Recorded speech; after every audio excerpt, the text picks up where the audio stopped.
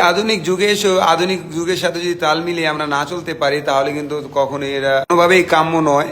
এই আধুনিক যুগে এসে আমরা বাইরে যে মাচাটা ইউজ করব মানুষের জীবনে প্রচুর পরিমাণে বিপদ আনতে পারে ঝুল মাছা দিয়ে কাজ করলে। তো ঝুল মাছাকে এখন আমরা পরিহার করি, ছোটখাটো কাজে আমরা ঝুল মাছা ইউজ করি। এখন তো দেখুন কিভাবে আমরা ক্যারেন্ডার সেটিং করি, এই পুরো সম্পূর্ণ ভিডিওটা। প্রিয় বন্ধুরা, শুরুতে আমরা সাতকে একটি রয়্যাল বল আকারে ছোট একটি ছিদ্র করে সেই রয়্যাল বল দিয়ে এখানে রয়্যাল বলটা 500 কেজি পর্যন্ত ওয়েট নিতে পারবে। সেই 500 কেজি ওয়েট নিতে পারবে কিনা সেটাও আমরা আজ যাচাই করে নেব। তো প্রিয় বন্ধুরা দেখুন, এখানে আমি সেই রয়্যাল বলটা মেরে দিলাম। মেরে দেওয়ার পরে এটাকে ভালো করে নাট দিয়ে আটকিয়ে দেবো। আটকিয়ে দেওয়ার পরে আমি এই মাচাটা নিচে নামিয়ে ফেলবো। নিচে নামানোর পরে 3 জন লোক, অর্থাৎ এখানে 200 থেকে 250 কেজির লোড আমরা দিয়ে দেখবো, কারণ আমরা কাজ করবো একজন।